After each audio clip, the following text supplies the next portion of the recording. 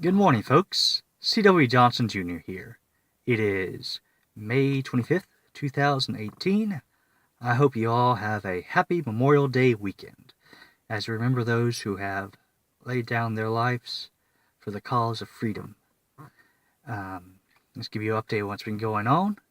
I'm about to resign my night guard job because I believe God wants me to pay more attention to updating this channel regularly with stories that should be movies, books that should be movies, and to help bring attention to overlooked aspects of history, forgotten aspects of history, and help honor people like the Korean War veterans of the Forgotten War, our men and women in the military who have been over in Afghanistan and Iraq, stories that didn't get a lot of national news, stories that inspire, the stories that surprise by showing the honorable side of Confederates like Stonewall Jackson, stories about redemption like that of Nathaniel Bedford Forrest, stories that honor those who have been neglected and not honored as they should over history, over time, like the Harlem Hellfighters of Brooklyn, of New York during World War I, all African American division there, and enclaves like African free persons of color during the antebellum periods, enclaves so in niches nuances that show our humanity, that make people rethink situations. Those are the kind of stories I believe that should be movies, and I believe God wants me to regularly update this channel with those book reviews, and those movie pitches, and start a blog. I'm already working on the blog right now. I just haven't been able to devote as much time to it because of this job and my health lately with this irritated bowel and vagus nerve syndrome that I've had. Most of my time is either I'm sweeping or I'm at work. So I'm going to take up tutoring where I can set my own hours and devote more time to this mission of bringing to light stories that should be movies, like the story of the missionary John G. Peyton. I've been wanting to do a video about that for like 6 months, and I still haven't gotten to do it yet. And I know they are trying to make a movie out of it, and I really want to encourage those filmmakers who are trying to do that. First, I want to do a little thing today called This is America Too. But first, we can show you some books I've been reading. I reread A Spent Bullet by Kurt Isles from Creekbank Books. It's about Louisiana, 1940-41, Louisiana maneuvers, and how a lot of small town life was uprooted by the military. And it's kind of a, as you can see from the picture on the front there, it's a romance story. And you feel like you're watching one of those old movies from the 1940s, 1950s. Real simple story of people living their life in the country despite world-changing events going on around them. And of course, it shows that America was not as united as we think it was, because there's a lot of debate about whether we should go to war with Germany or not. Charles Lindbergh is showed as subplot between the father and the son as they debate about whether he should enlist or not. Charles Lindbergh's opposition to Roosevelt's war measures, despite the fact that we were not yet at war, is brought up. And actually, Charles Lindbergh's rivalry with FDR, that would make a great movie someday. And as I hope one day to do a blog post on this book and do a episode. I've also reread The Wayfaring Stranger, A Journey to Louisiana by Kurt Isles from Creekbank Books. And as you can see, I've posted the link to A Good Place and The Wayfaring Stranger by Kurt Isles. I'll post 2 links to those videos that I've done with pitching these books as movies or TV shows. I'll post those 2 books, links to those 2 books below, so you can see more about that.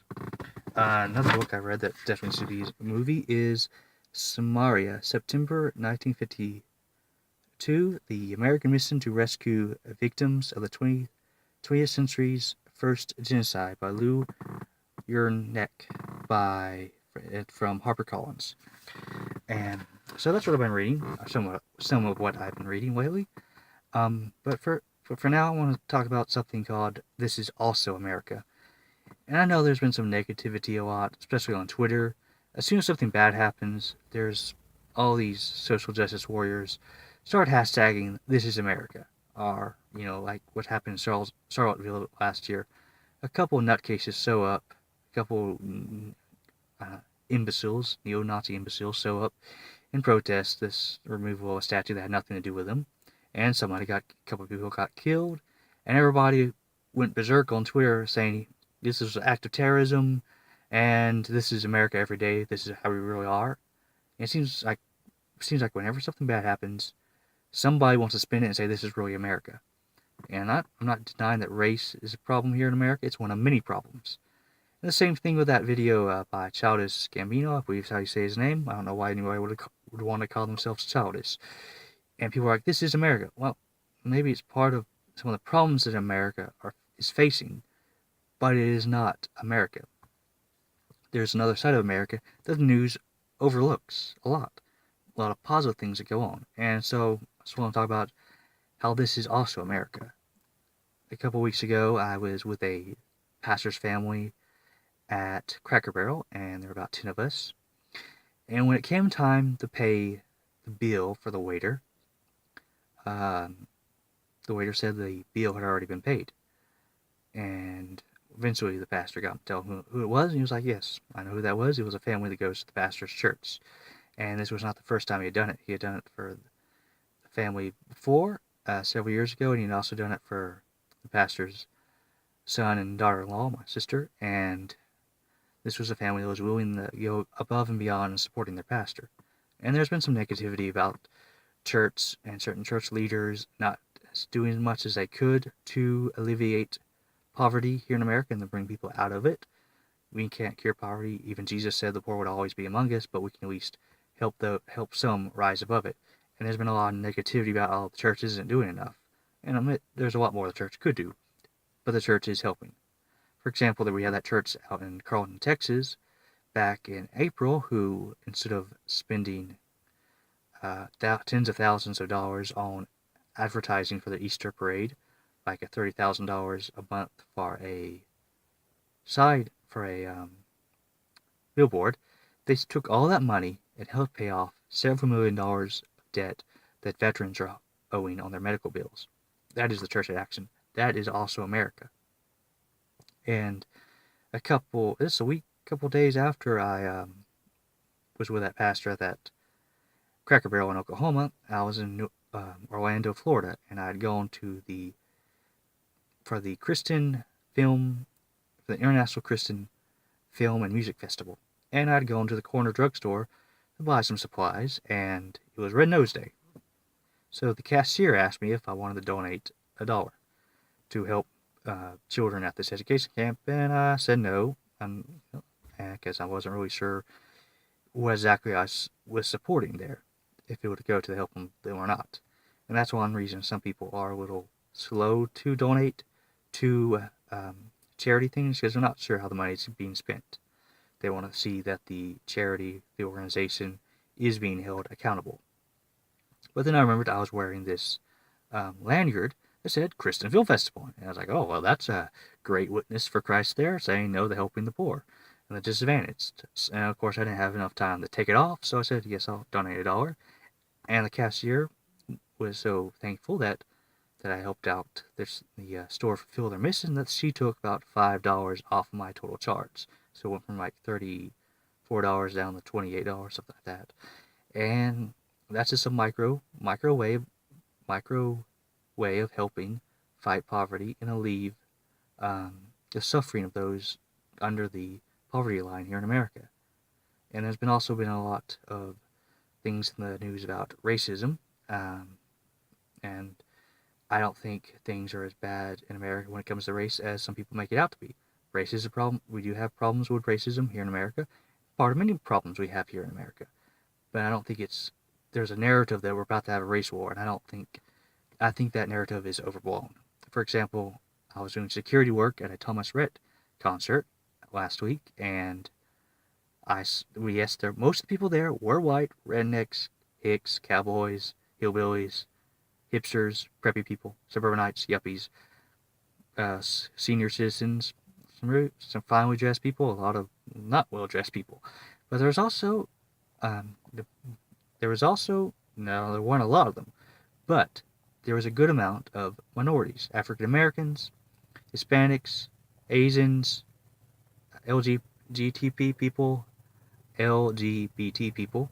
make sure I said that right. There's a lot. I even saw a Muslim there, and they're all getting along fine together. And most of the guards there, the security guards, were African Americans. They are all getting along fine together. The only person that gave me really any trouble was a white guy.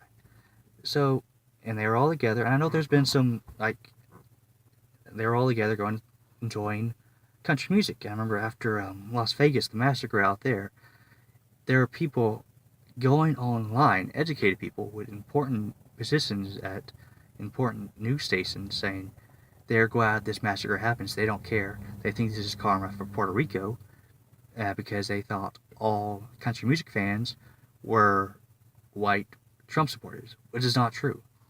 And I hate what's happening to our country right now. We're getting so polarized, so divided.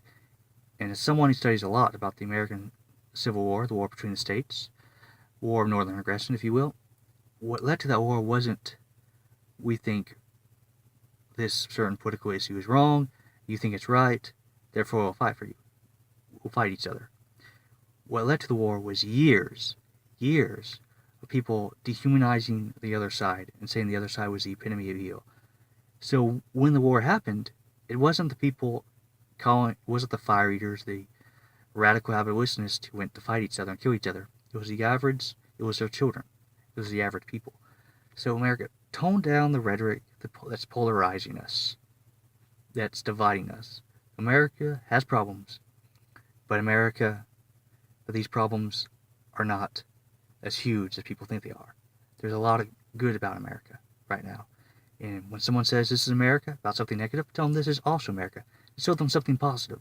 Better yet, every day, do something micro. It's going to be on micro scale, but every day you can help people. You can use your freedom, the freedom that God's given us in this country, to do something better, to fight poverty. Whether that's giving some homeless person $1, buying them lunch, going to visit the new minority neighbor in town who's moved into your neighborhood, just being a decent, kind, God-fearing person is how you change this country and how you change the world. It isn't these grandiose political movements, these slogans that think they can encapsulate these complicated issues into small, simple formulas. No, it's every day on a micro level being a good individual. And that's the price of freedom. We have freedom in this country. Let's use it. So when someone says something negative about things that are going on in America, tell them this is also America, and show them. All have a great day. God bless.